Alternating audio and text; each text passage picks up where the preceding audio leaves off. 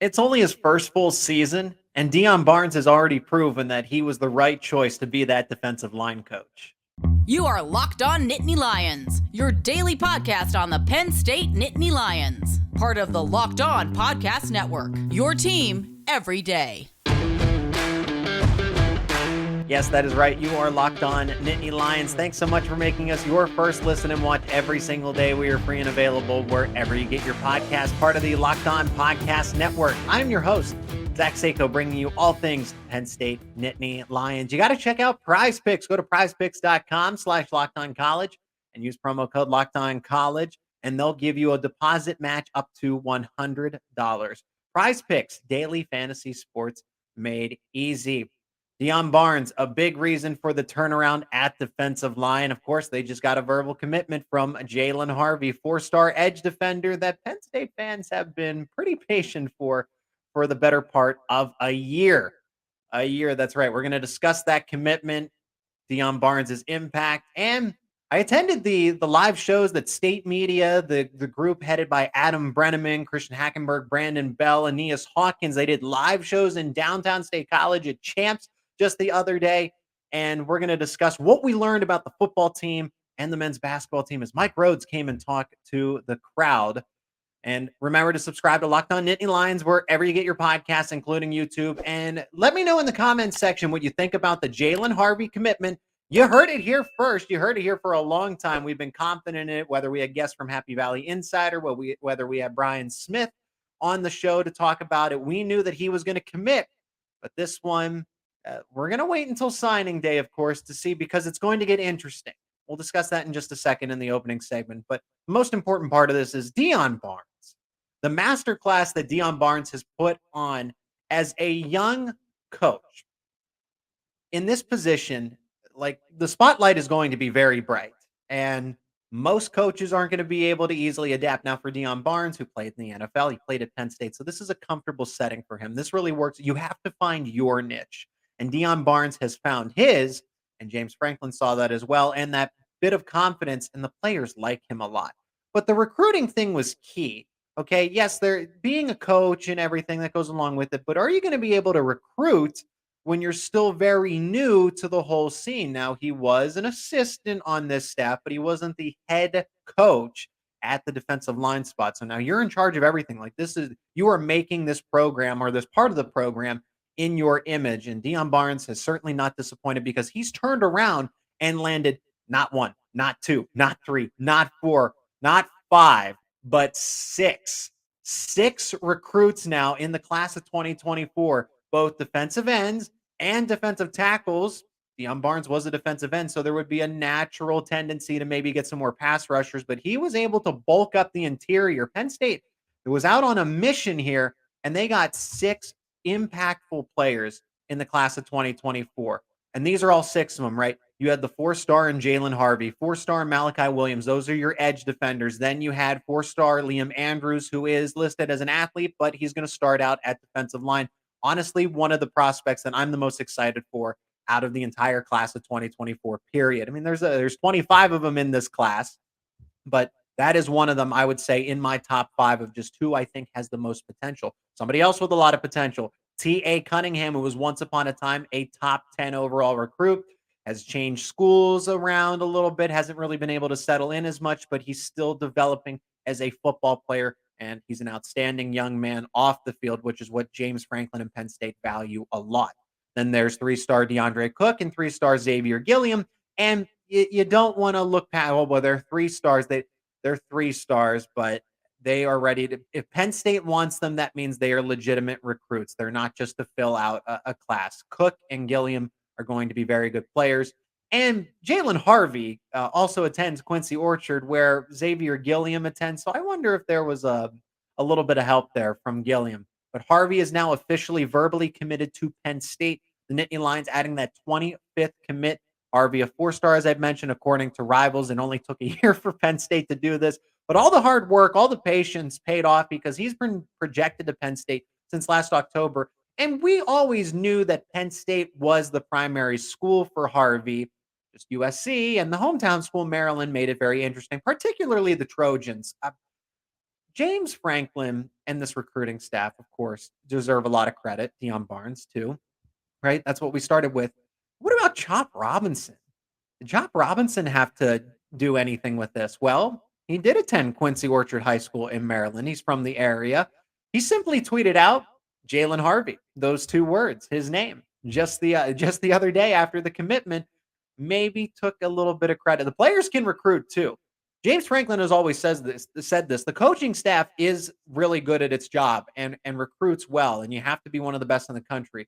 But the players have more of an impact, have more of a say as far as that recruiting pitch because they're the living proof. They're the truth of, do you want to come to Penn State? Is it right for you? And if you hear current players and past players saying that, then it all kind of works out the whole system, right? It's one piece of the puzzle, but the players are important recruiters for the program. James Franklin also has a handful of people from the Maryland area. James Franklin, don't forget about his ties to the Maryland area, coaching there for a long time, being the offensive coordinator as his peak with the Terrapins.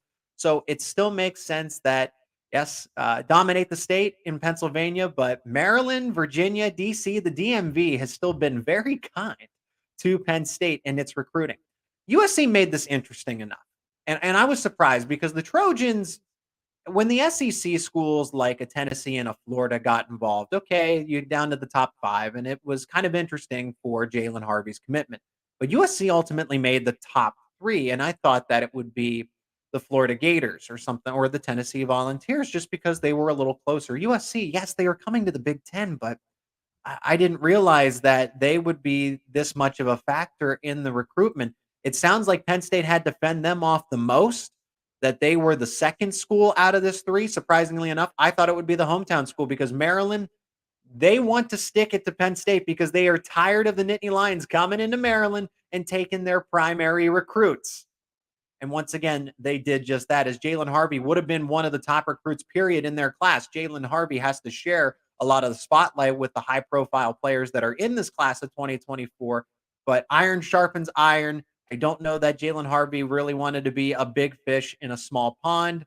And like I said, this is where Deion Barnes, the decision to hire Deion Barnes, pays off. Your recruiting staff that has the links to Maryland and everything that you've done.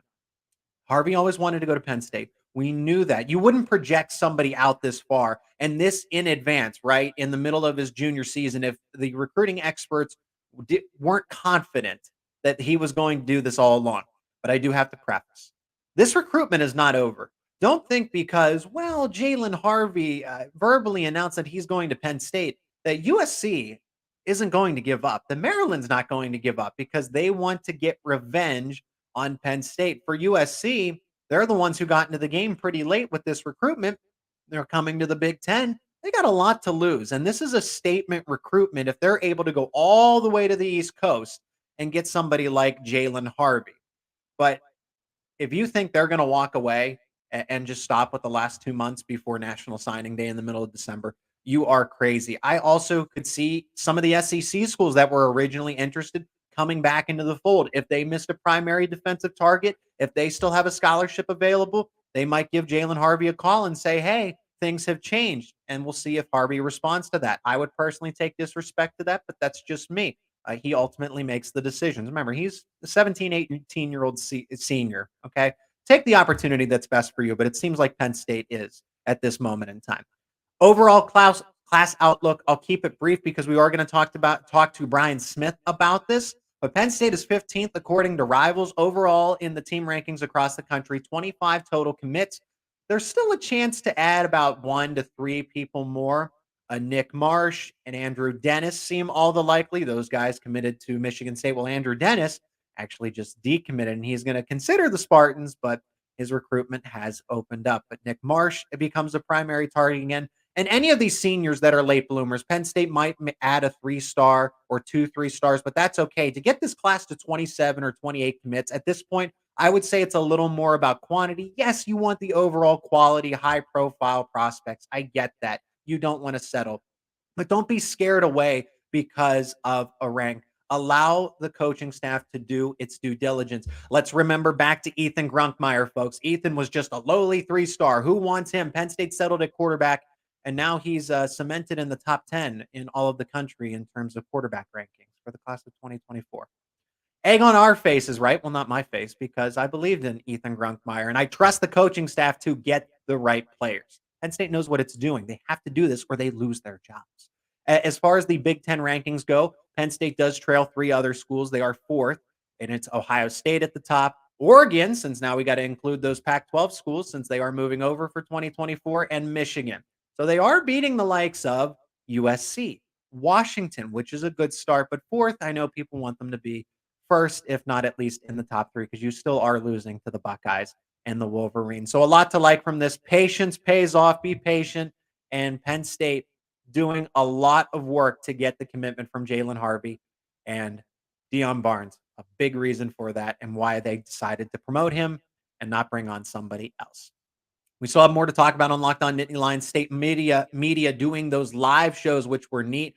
Stayed for the entire event, enjoyed every second of it. We learned a lot about the football team. We got to look behind the scenes and discuss what the players and Coach Rhodes said about their respective teams for football and men's basketball. Let's take a break in the action and hear from one of our great sponsors on today's show, and that is LinkedIn Jobs. These days, every new potential hire can feel like a high-stakes wager for your small business. You want to be 100% certain that you have the best qualified candidates available. That's why you have to check out LinkedIn Jobs. LinkedIn Jobs helps you find the right people for your team faster and for free. It is easy to create a free job post on LinkedIn Jobs. All you got to do is add the job, then that purple hiring frame to let people know that you're spreading the word that you are hiring. Simple tools like screening questions make it easy to focus on candidates with just the right skills, just the right experience, so you can quickly prioritize who you'd like to interview and then hire. It's why small businesses rate LinkedIn Jobs number one in delivering quality hires versus leading competitors. LinkedIn Jobs helps you find the qualified candidates you want to talk to faster. Post your job for free at linkedin.com/lockedoncollege. That is linkedin.com/lockedoncollege to post your job for free. Terms and conditions apply. And every single Friday, the Locked On Podcast Network goes live with Locked On College Football Kickoff Live. Pretty fitting, 11 a.m. Eastern Time across all the Locked On College YouTube channels, including Locked On Nittany Lions. I've been a guest on it myself. They talk about playoff implications, preview the weekend slate of games, all the latest news in college football. It is live. You can go interact with the show on YouTube at 11 a.m. every single Friday, and then you can listen to it back wherever you get your podcast. That is Locked On College Football Kickoff Live. So what did we learn about the Penn State Nittany Lion football team after the State Media show? So if you aren't familiar with State Media, that is Adam Brenneman, who is the leader and the co-founder with Mercury. And then you have Christian Hackenberg and Brandon Bell, who do a show together. Then you have Aeneas Hawkins and two current with a special guest football player, but the mainstays are Jerry Cross and Nick Dawkins, co-hosting with Aeneas Hawkins, a former Penn State Nittany Lion himself. And wow, you got quite the slate of podcasts if you're looking for another Penn State fill in addition to this show. But they went live downtown at the Champs and had those shows, Q&As with Mike Rhodes, select players. And we'll start with the football team because they're in season and men's basketball is close. But Mike Rhodes coming down to talk to the crowd and man of the people, I must say. For football, there were a few takeaways and we got to get some insights here. As far as looking towards the future, let's look towards the future for a second because the players tip the hand as far as, hey, who's that next superstar? Everybody's always curious to know who's going to step up, who's going to be the next face of the offense, the defense. And for Penn State, they got two names on the defense that we need to keep an eye on. One of them is Kavion Keys, the linebacker who committed pretty late in the cycle out of the state of Virginia. And it seemed like Virginia Tech and North Carolina might have been the schools that he was going to choose from, but Penn State able to come in and secure another linebacker in the class of 2023. And it was a late addition, but a good one from what we're finding out. Nick Dawkins, Penn State center, and a lineman that's been pretty active this season. Kavion Keys is someone that we're going to have to keep an eye on in the next 1 to 2 years. He mentioned specifically Kavion Keys saying that is a player that will be able to show out, showcase his skills, and be a star in about the next 1 to 2 seasons. And probably sooner rather than later because you're going to have some changes with Curtis Jacobs moving on to the NFL. Abdul Carter and Kobe King are going to be mainstays at least for another year. But then, I mean, Kavion Keys can slide in at any point in time. You also have Tony Rojas, but to specifically name Keys himself and not a player like a Rojas or a Tamir Robinson that we have seen. Keys is someone who's come on a long way. And this was a discussion about the scout team, the D team, as they're called, the developmental team. That's the name of them. But Keys wasn't the only one to get respect, and this was more of a resounding review than just one player on the team. So Caden Saunders and Theo Johnson, along with Jerry Cross and Nick Dawkins, were all on the show with Aeneas Hawkins. And a question from the crowd came in, who's someone that has really surprised you? And they all looked at each other and said, Jamel Lions. And Jamel Lions had that big hit in the game against Delaware. People remember that one. But this is somebody, if all four players like that can agree on one developmental squad player, that is Jamel Lions. So Penn State fan, like Dion Barnes again, kind of showing the work that Jamel Lions is developing properly, and he's already gotten some playing time. The fact that Lions has made some plays late in games, yes, they were blowouts, but not in some of the other veteran players that have been in the room for a while aren't coming in. They're not stepping up. They're not the next ones on the depth chart. Is Jamel Lions. And that's saying something, especially with Chop Robinson and Adisa Isaac. They're going to be leaving after this season. Somebody's got to step up alongside Denai Dennis Sutton going into next year with, of course, Soraya Fisher and Amin Vanover. But I look to the next spot on the depth chart, and Jamel Lyons is going to fill that spot. So the fact that all four players just looked at each other and said Jamel Lyons is really telling. Then there's this. Somebody asked a question, or it was Adam Brenneman, actually. Adam Brenneman asked Adisa Isaac and Chop Robinson, who were guests on his show, and said, if you were to hit Drew Aller, what exactly would happen? And they just looked at each other and said, we'd be kicked off the team.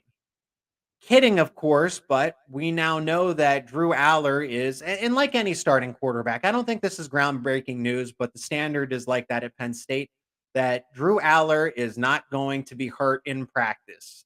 The only way that he is going to be hit on a football field is in an actual live game. Drew Aller's got the penny on.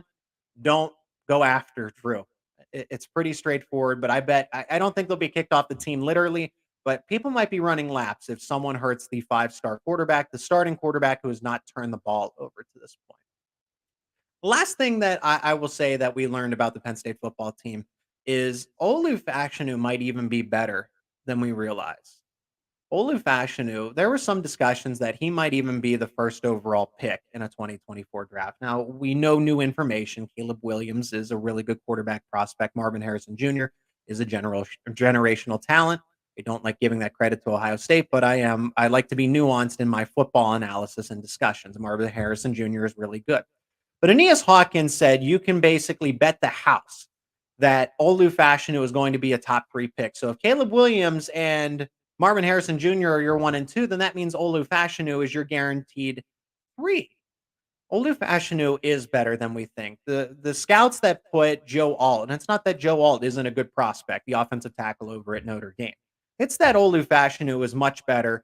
And from where he is in his career, he's younger and already more polished. He could be your franchise left tackle yesterday. He should have gone into the draft. He didn't. The analytics show that Olu Fashanu is one of the best tackles in the country. So the data is there to back it up, but then use your eyes, watch Fashanu play. And I think as more plays are designed to go to his side, outside zones, a lot of more plays are going to be taken to the left side of the football field. And Olu Fashanu is going to be able to continue to bolster a resume that really doesn't need any more padding.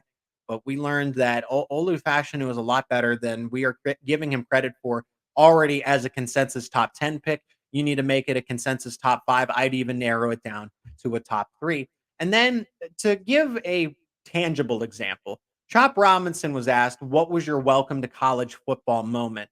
And he said it actually came last season when he transferred into Penn State and he got put on his rear end by Olu Fashanu. So if Chop Robinson's saying that about Fashanu, that's just more indication of what kind of player he is at this level. Another thing that we learned about the football team, and this was more of a fun thing, I wanted to ask the players that were up there, Saunders and Jerry Cross and Theo Johnson and Aeneas and Nick Dawkins too, what they thought about Fox and Big Noon Kickoff taking all the primetime caliber games.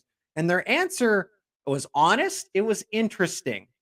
They don't like primetime games. They don't like nighttime games at all. And Aeneas took this a step further. The Jerry Cross and Caden and Theo didn't really answer, but Nick Dawkins and Aeneas Hawkins did. And Aeneas said that you have to understand the player's schedule for the day. That when Penn State plays a noon game, you get the chance to take it all in, whether it's a win or a loss. You get to finish the day, go spend time with your family, go spend time with your friends. When it's a primetime game at night, you basically got to go into the next day for work. You get back late. You don't get to see anybody, have any time to chill, any downtime. You go from a game that finishes up about midnight, right? And then you basically got to go home, you got to sleep, and then get ready to work the next day. So there's not a chance to take it all in. Nick Dawkins admitted that, and then Aeneas Hawkins explained what a player's schedule is like. So they actually prefer big noon kickoff as opposed to NBC or CBS taking the night game. They like the whiteout. I'm not trying to say that, but if it comes to an 8 o'clock game that maybe isn't the whiteout, right? That's a one-time experience every season, but take a primetime game like a Purdue on the road at 8 o'clock versus a noon kick on a Saturday. I think a lot of the team's going to prefer that 12 p.m. kickoff. Now, what did we learn about the basketball team? Mike Rhodes and Puff Johnson came to do live interviews in front of everybody. We're going to discuss what we heard from them in just a moment. But first, let's hear from another sponsor on today's episode, and that is PrizePicks. PrizePicks is the largest independently owned daily fantasy sports platform in North America. They are the easiest and most exciting way to play daily fantasy sports. It's just you against the numbers. Instead of battling thousands of other players, including pros and sharks, you pick more than or less than 2 to 6 player sets of projections and watch the winnings roll in. PrizePicks is really simple to play. You can make your picks and submit your entry in less than 60 seconds. You got quick withdrawals, easy gameplay, and an enormous selection of players and stat types are what makes PrizePicks the #1 daily fantasy sports app. With the PrizePicks reboot policy, and this is an awesome feature, your entries stay in play even if your player gets injured for NFL games and college football top 25 matchups. If you have a player who exits in the first half and does not return in the second half, that player is rebooted. PrizePicks is the only daily fantasy platform with injury insurance. Go to prizepicks.com/LockedOnCollege and use promo code LockedOnCollege for a first deposit match up to $100. That's prizepicks.com/LockedOnCollege with code LockedOnCollege to get a deposit match up to $100. PrizePicks, daily fantasy sports made easy. And I'm excited to tell you about a new sponsor on the show, exclusive to Locked On Nittany Lions. Some people might be wondering, that sign over there. Now, the audio listeners, I'm going to describe this one to you because I appreciate both my visual and my audio spectators for this show. But that sign over there, some people might be wondering, well, that's a neat sign. Where do I get that thing? And you got to check this out. Pay attention to it. Watch the show back and watch it. But that is courtesy of Team Ticker. Team Ticker is a one-of-a-kind sports sign for Nittany Lion fans, and they're only expanding. Whether it's football, men's basketball, women's basketball, baseball, soccer, or softball, Team Ticker has you covered with all the info. You can see the graphics coming up. You see matchups, you see standings, big game updates, latest team news, the stats, the schedules, the standings, as I've already mentioned. How do you set it up? The setup's actually really simple. You get a mobile app, and it's super easy to hang on the wall like I have had. Even someone like myself could hang that on the wall easily. You set it up through the mobile app. Each sign is officially licensed with meeting high-quality standards and assembled by hand in the United States. Team Ticker is the ultimate upgrade to your Nittany Lion sports collection. And once you hang it on the wall, it's going to be the talk of all your fellow Penn State fans. If you're looking for that eye-catching item to showcase your team pride or a gift, as Christmas, the holidays are coming up quicker than they seem. But if you want to jump on a gift getting, you want to start crossing items off the list, this is a great one for Nittany Lion fans. All you got to do is go to teamticker.com and pick up your Team Ticker sign today. Team Ticker is the one-of-a-kind sports sign. From now until the end of October, take advantage of this. If you go to teamticker.com and use promo code Locked On, you will receive $50 off your Team Ticker purchase. That is promo code Locked On, $50 off at teamticker.com. PrizePicks.com. Get one for yourself. I will say it is very nice. I'm almost tempted to look behind me during the show to see what information I might need to talk about on the show, but that's teamticker.com. And Locked On Nittany Lions is proud and privileged to be your go-to podcast for HappyValleyInsider.com. Check it out, Penn State rivals.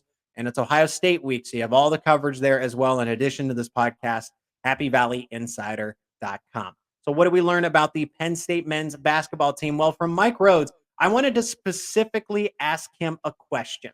And that was the offense, because the first discussion was, well, VCU offenses are slow. They're boring. So I said, hey, coach, what do you say to the fans, the people that are concerned that Penn State's offense is going to be slow and boring? And he fired back immediately and said, he's like, well, for me personally, I am neither slow nor boring. So, and just kind of went into details of how the offense is going to play, that they're going to be smart, they're going to be strategic, but they are going to play a little more up tempo. And part of the reason of that is the addition of Joe Crispin. Joe Crispin is one of the most prolific scorers in Penn State basketball history. He joins the staff, and he's an intelligent basketball mind. He cares about the Nittany Lions. He's going to pour his blood, sweat, and tears into building this offense with Mike Rhodes, and they are going to play a lot faster. They have so many different elements. I think we're going to see a diverse type of offense. It's not going to be completely one-sided, because you have guys who are big, are tall, a Favor Ire that transfers in, a Kudus Wahab who transfers in. They can't run up and down the floor willy-nilly because they're bigger bodies. But then you have Kanye Clary, who I'm going to talk about in just a moment. We learned quite a bit about Kanye Clary from Puff Johnson and Mike Rhodes. But Kanye, and in addition to what Kanye Clary can do, along with Ace Baldwin, you have that speed element. So then they can go small and run up and down the floor and beat you that way. So Penn State men's basketball's offense is going to be exciting. They're going to be smart and strategic. They're going to be diverse and not be one-dimensional. That's what we learned about that. In addition to what Mike Rhodes said about the offense, he also, I like that he is all in on building a special culture at Penn State men's basketball. There have been, as he described, pockets of success with the program, but there hasn't been sustained success. And to do that, you got to build a culture. You got to make this exciting. You want alumni. More importantly, you want students to come to the games. You have a beautiful Bryce Jordan Center that doesn't fill out as much as it should. And Mike Rhodes made it very apparent that he's going to work with the student section on being as loud and rowdy, talk as much, can't say it, but talk as much trash as you want in the game. Get some special chants, what to do for certain things, working with the student section to, like I said, just be absolutely annoying in those games for opponents. He also encouraged students to go to these games and make memories, look forward to it. You do that with football games. You think back to select games and like, man, that was a great time. He wants that to be the same for home basketball games. He even asked where people are going to pregame the game. I'll let you draw your conclusions there. Pre-gaming the game itself. But Mike Rhodes wants this to be fun, enjoyable, and something to anticipate, something to look forward to, rather than it's just like, oh, it's just another Penn State men's basketball game. And that starts with building a culture that the fans love and appreciate. And a good basketball coach, a great basketball coach, recognizes that. And Mike Rhodes certainly has. For the players itself, Kanye Clary is going to have a breakout season. I wouldn't be surprised if he has the biggest leap forward out of anybody on the team. That includes transfers. That includes all the guys that have stayed behind, including a Jamel Brown, for example. But Kanye Clary is going to have that breakout season. For me, I think it's kind of obvious. As the sophomore guard, he came on strong last season, was handling the ball as a point guard, and had a great showing in the Bahamas. I get the talent was a little lackluster, but averaging 17 and a half points in 2 games. But he was the focal point of the offense with all of the other guys that transferred in and played down in the Caribbean as well. He is just as new as anybody else. This is what impresses me the most about Kanye Clary. Okay, you might say, well, he was already here. He was already in Happy Valley. He doesn't have to adjust as much as other people. Granted, in that category, but everybody is green. Everybody's brand new. This is a new coach, a new program, a new system, new players, new teammates. All of it is fresh. So the fact that Kanye Clary seems to be picking up the system as quickly as he is, and that goes to say with Ace Baldwin coming in when he ran Mike Rhodes' system a year ago and was the A10 player of the year. This is a good sign that Penn State has more than just Ace Baldwin to look forward to in the backcourt. Kanye Clary picking up the system quickly, adapting well, and he's just a true sophomore. He came on strong with Micah Shrewsbury, and now he gets to work with Coach Rhodes. Puff Johnson also came. He was the transfer from North Carolina. He's from the Pittsburgh area, comes to Penn State this season. And just a little quick tidbit, you get it. You got an inside look to the transfer portal. Puff Johnson had to enter the portal to get to Penn State. And it's not for the faint of heart. Puff Johnson talked about how, well, if you go into the transfer portal, communication is quick. He got emails, text messages right away the second he put his name in the portal. And then he was essentially ghosted by schools that really didn't think that the relationship would move forward. He described it as speed dating, but that's the transfer portal. There isn't this ongoing. It's kind of quick. It is speed dating in a sense. I thought that was a very accurate description. That coaches are going to be talking to you 1 second, and then they won't send you another message after that. But Puff Johnson echoed what Mike Rhodes has been saying, that this team is grinding. This team is going to play all the full 2 halves of basketball in college. Everybody else plays 4 quarters, but for men's basketball at the college level, you still have 2 halves.